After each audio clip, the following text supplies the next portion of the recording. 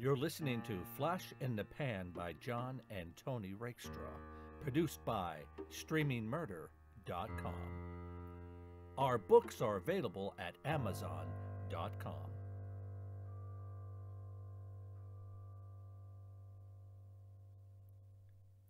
Hey, jerk!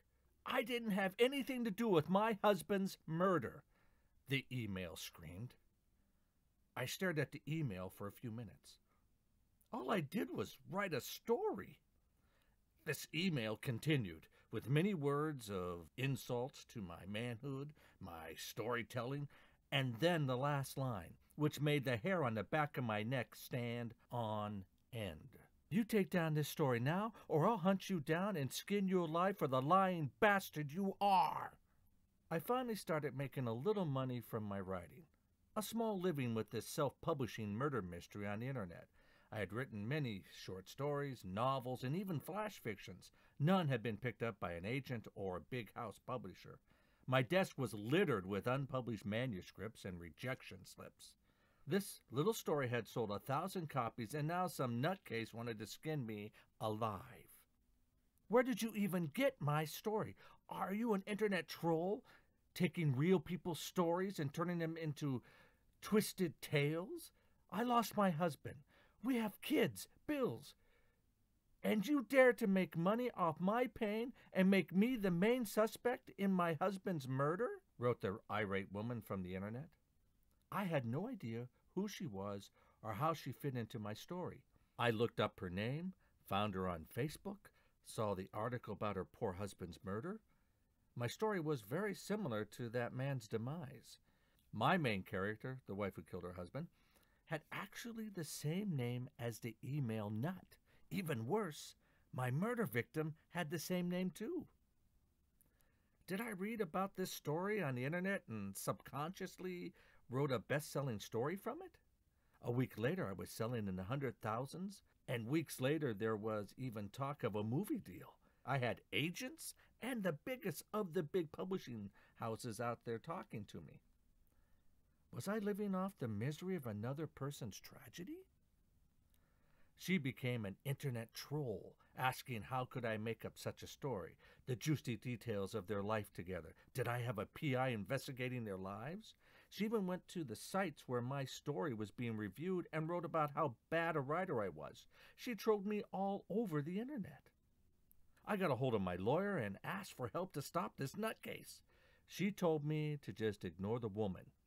It's the price of fame. Well, I did have to admit their comments were the biggest reason my writing career took off. It just stung when she wrote her scathing reviews. But the movie rights checks and the story now selling into the millions helped heal my writer's ego. One day, all the emails stopped. A week went by, and there wasn't a word from her at all. I was free from her. She had finally moved on. Then 4 weeks later, I got an email from the police department where she lived. My bestseller had come to their attention. The nutcase had actually killed her husband.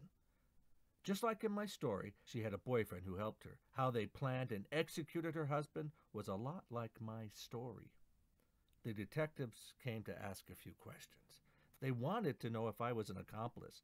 I told them I was just a lucky writer who must have overheard the story, and my subconscious filled in all the little details after. They thanked me for my time. My lawyer worked out all the legal stuff. The police put it down to a brilliant coincidence. From that little story, I became a police profiler. They send me their evidence, and I put all the little pieces together. I still write now and then. I work with so much crime now that I gave up crime fiction. I did, however, find love. She's great. We're soulmates.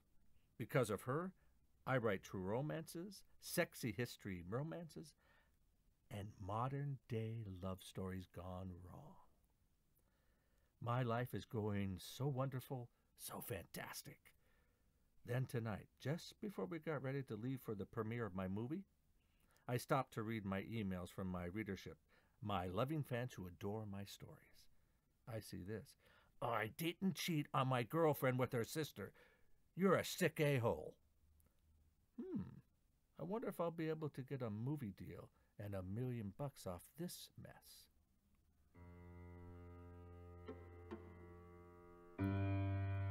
We hope to see you next time here on the internet at Streaming Murder, broadcast on YouTube. We are viewer and listener supported on Patreon.com. Our books are available on Amazon for your reading pleasure.